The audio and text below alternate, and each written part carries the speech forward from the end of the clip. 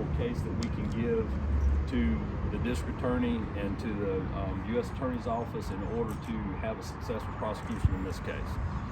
Thank you all for being here today. Sun's coming out. It's not raining right now. Just glad that y'all are here. Go Dogs. So, Sheriff, you taking questions now? Yes, ma'am. What seems to be the motive in this case? So it's hard for us to get into specifics of the details, but right now, from the very beginning, we felt like the motive was going to be a robbery, robbery gone bad, obviously.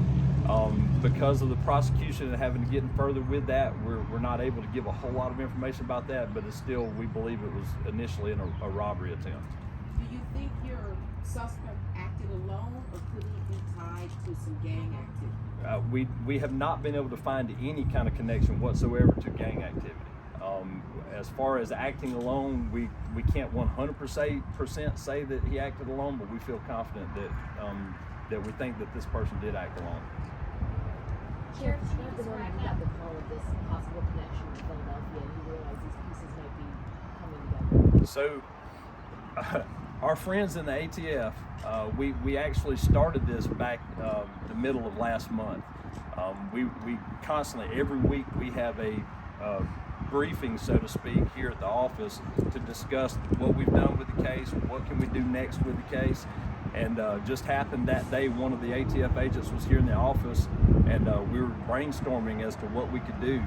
And the next day is when we got the Nibin hit.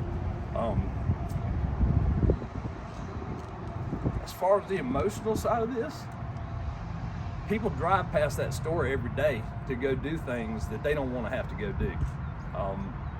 There are people in this county and people in our surrounding area that are suffering for various reasons, from ailments, and have to go to the doctor's office, so to speak. Those people have family members that do this for a living. Those people look at their family members and say, why can't we do anything else? And so, excuse me. So when those people do that, we try even harder. And so that's where this Nibin hit came from. We tried some different things with the Nibin system as far as how to get the information. And in 8 hours after that attempt was tried, we got a hit. So we were ecstatic. Our phones were text messaging. I think we probably texted back and forth for 6 hours. Just say, can this really be true? Is there anything else that we can do to make sure this is right? Is there anything else that, we need to verify this. We need to verify it right now. So mountains moved within hours, I will tell you that. Sheriff, can you describe that phone call to Elijah's family when you said without arrest? It was emotional. That's the best I can say about it right now, and keep myself together. Any other questions? Sheriff, has Yes, the sir. suspect been questioned about the murder here? To the extent that we can from Philly. I have a team of my investigators that were there, along with a team from the FBI Safe Streets Task Force and a team from the ATF. Y'all, here's another thing I need to tell you too. Most people don't understand the interoperability of law enforcement. Everybody talks about how law enforcement agencies don't work together, that they don't share information together. There's a team in Philadelphia Police Department right now that I will tell you that I'd go anywhere. They made this happen, and they put together an operation plan up there that's unlike anything we've ever seen, and we executed it with flawless ability, and they really did a great job with it. So to answer your question, that process is in process. But he hasn't made it back here yet, so we haven't had a chance to really interview him here on our level. Would you describe him as cooperative? It's in Philly, so I can't give you the answer to that. As far as as cooperative as anybody can be when they're taken into custody for something like this, I don't know that we've really been able to talk to him that much because of the process and everything. So where was he living at the time of the murder? Here in the Oconee, Athens area. Was he living in Athens? In the Oconee, Athens area. Did he flee to Philly right after the murder, or did he go somewhere else? I want to say, I think it wasn't too long after that he was in Philly. He's from Philly, so that's where his family's at. At the height of the investigation, how long was the person of interest list, and was this person known to you prior to that call from Philadelphia? That is a great question, Cameron, and I will tell you that the persons of interest list is a stack of folders that has 51 names in it. We went through 51 different people, personally, face-to-face, talked to every single one of them to either keep them on the person of interest list or eliminate them as persons of interest. And so this person was never on the radar until February the 15th. February the 15th is when he got on the radar, and we still have to do the investigative side of it to prove that we have the right guy. But we believe that the suspect is our guy. So, Do you know if the gun has been recovered? I won't talk about that right now.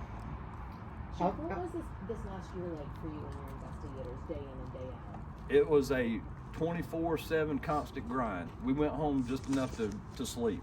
If you can think the story Forrest Gump talks about running across coast to coast, he slept when he needed to sleep. He did what he needed to do when he needed to do it. But we were working on this case tirelessly every day for almost 364 days. So, and we're going to be continuing to work on it until the prosecution's over with. How soon do you think he would be back here? We're hoping within the next few. Obviously, there's a process to extradite someone from another state, so we're hoping that it's going to be soon. But I don't know a timetable as far as days wise, but he should be here pretty soon. Other than the crime here and the crime in Philly, did the suspect have any criminal history or any disciplinary action with UGA? We're not familiar with that as far as UGA part of it, but as far as criminal history, no criminal history. Any thoughts on this fall from grace that you were wide receiver for UGA and now potentially double murders? I don't have any good thoughts on that. I played football in high school. I moved on. So I don't know if there's a fall from grace from that. I'm sure there is, and I'm sure that is something that somebody will deal with at some point. It's adults make adult decisions, and at some point you have to take personal responsibility for the things you do and not blame it on anybody else. Have you spoken with the district attorney and how this will be prosecuted? We have. We've actually, they've been here in the office from the get-go as far as how we're going to deal with things. A representative, whether it be the district attorney herself or some of her ADAs have been here, some of their investigators have been in and out. Our job is to put together a case as best we can and turn it over to them and allow them to do their job as the DA's office. Any other questions? The last thing is the first appearance hearing. That would be here at the jail? At some point, yes, ma'am. At some point, whenever it gets down here, yes, ma'am. We definitely don't want to miss that. Thank you, Sheriff. Thank y'all very much for being here today. I hope y'all have a great weekend. If you don't have green on, somebody paint you, okay?